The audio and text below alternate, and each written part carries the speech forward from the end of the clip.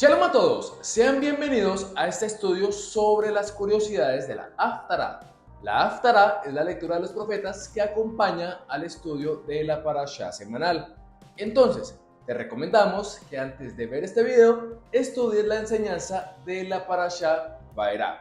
Siendo así, empecemos.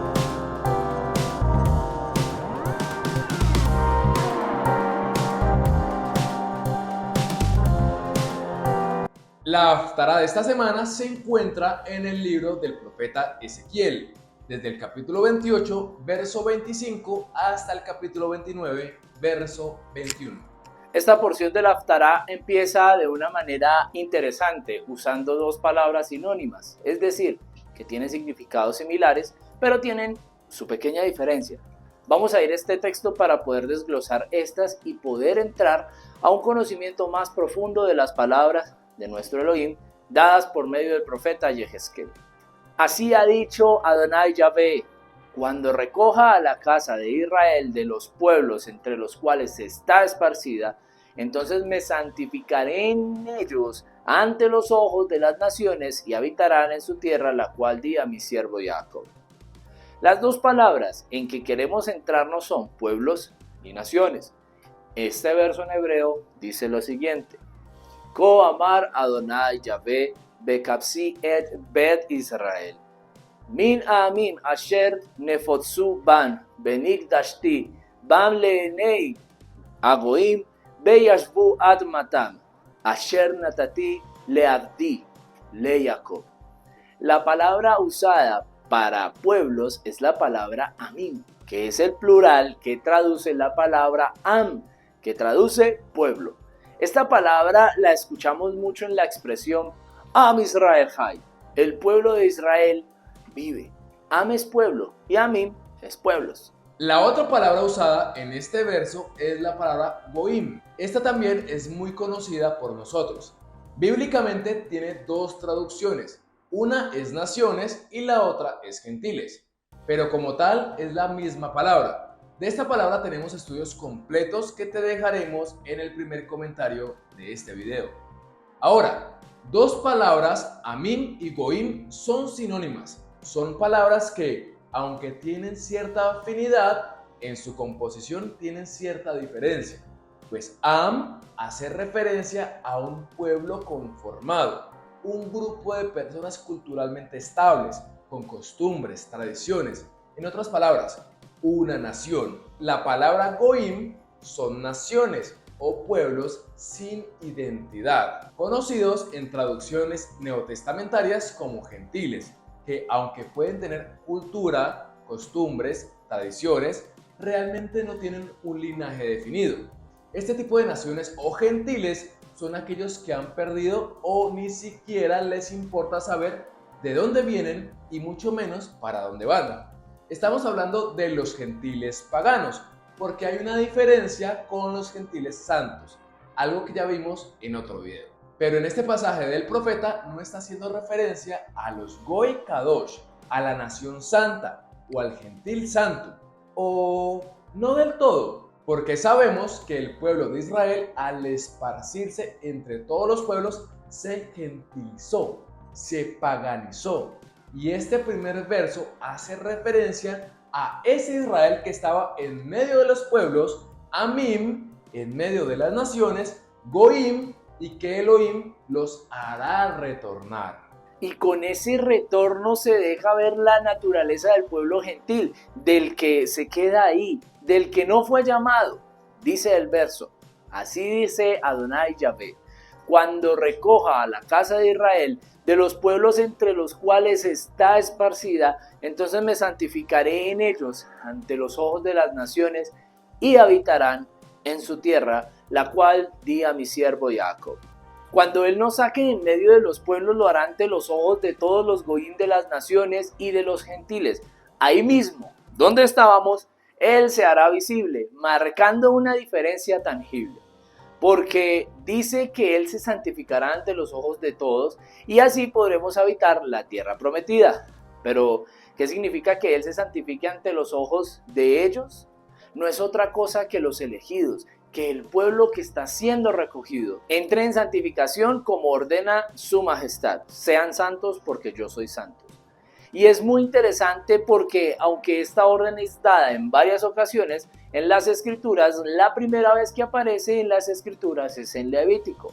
Así es, en el capítulo que dice qué debemos comer y qué no. La segunda vez es en Levítico 19:2, capítulo que nos advierte sobre la adoración a ídolos, sobre el trato correcto con nuestro prójimo. Y la tercera vez está en Levíticos 20:26, sellando los mandamientos relacionados con la inmoralidad sexual. La cuarta vez está en Deuteronomio 23:14, que nos habla sobre no unirnos en yugo desigual y las leyes de la pureza sanitaria. Y la última referencia está en 1 de Pedro 1:15-16, en donde nos insta a seguir una vida santa por medio del amor de Yeshua, nuestro Elohim.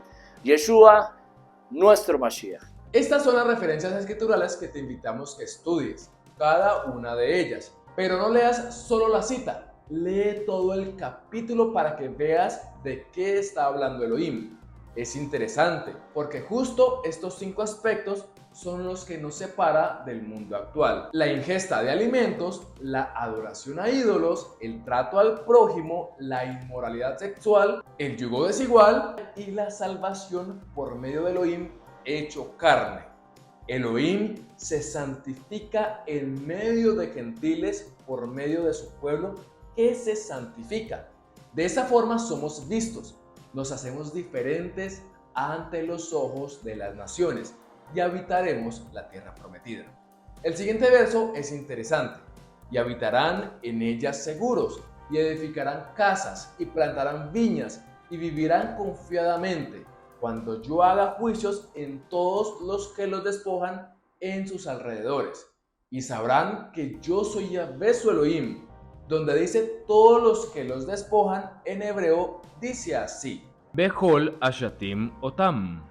Como tal, eso no es despojar, sino que hace referencia a criticar, a patear. En otras palabras, Elohim se santificará en medio de los Goim por medio de un pueblo que se santifica. Y cuando ese pueblo se santifica, los Goim van a hacer todo lo posible por Shatim, criticar, por patear, hacer caer el proceso de santificación de los escogidos. Van a criticar todo el proceso de santificación. Y solemos escuchar frases así: Ay, pero toda la vida usted ha comido cerdo. Ahora, ¿por qué le dio con esas cosas? Pero eso no es un Dios, solamente es la imagen y nosotros no la adoramos. Es como una representación. Pero Yeshua fue un humano normal. Él no es Elohim.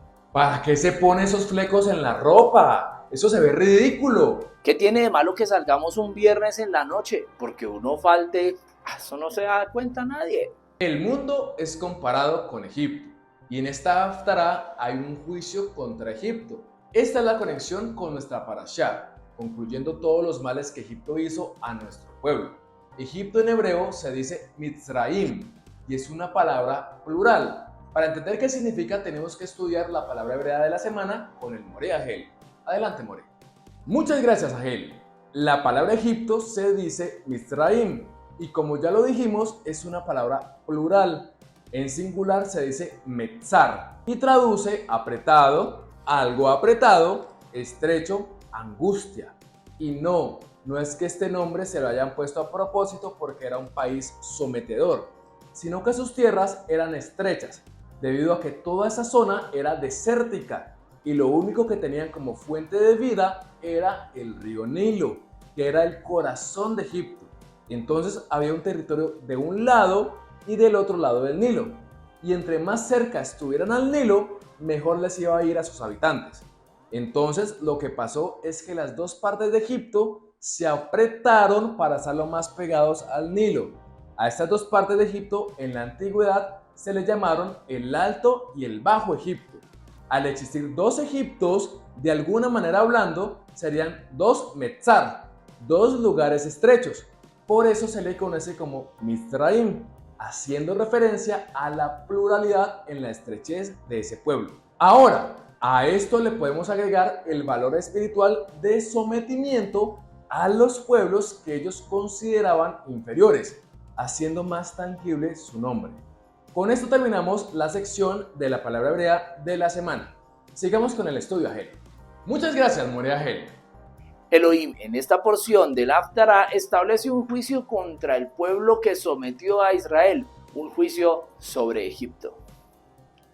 Por tanto, así ha dicho Adonai Yahvé: he aquí que yo traigo contra ti espada y cortaré de ti hombres y bestias, y la tierra de Egipto será asolada y desierta, y sabrán que yo soy Yahvé, por cuanto dijo: el Nilo es mío, y yo lo hice. Por tanto, he aquí, yo estoy contra ti y contra tus ríos, y pondré la tierra de Egipto en desolación, en soledad del desierto, desde el Migdol hasta Sebené, hasta el límite de Etiopía. No pasará por ella pie de hombre, ni pie de animal pasará por ella, ni será habitada por 40 años. Y pondré a la tierra de Egipto en soledad entre las naciones asoladas, y sus ciudades entre las ciudades destruidas, y estarán desoladas por 40 años. Y esparciré a Egipto entre las naciones, yo dispersaré por las tierras. La gente podrá decir que eso no se cumplió porque en la actualidad todavía existe el país de Egipto. Sí, pero no. El territorio de Egipto todavía está ahí, pero sus moradores originales no se encuentran en esa tierra.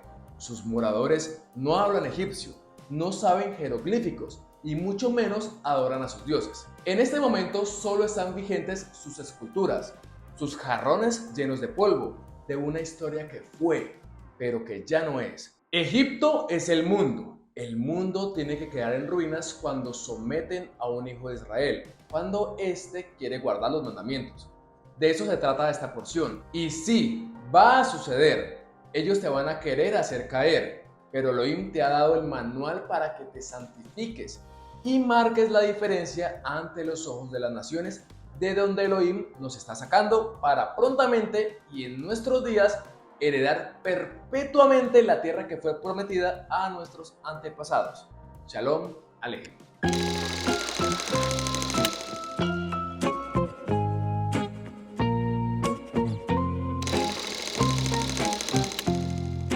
Muchas gracias, Agel. La palabra hebrea de la semana es la palabra ya.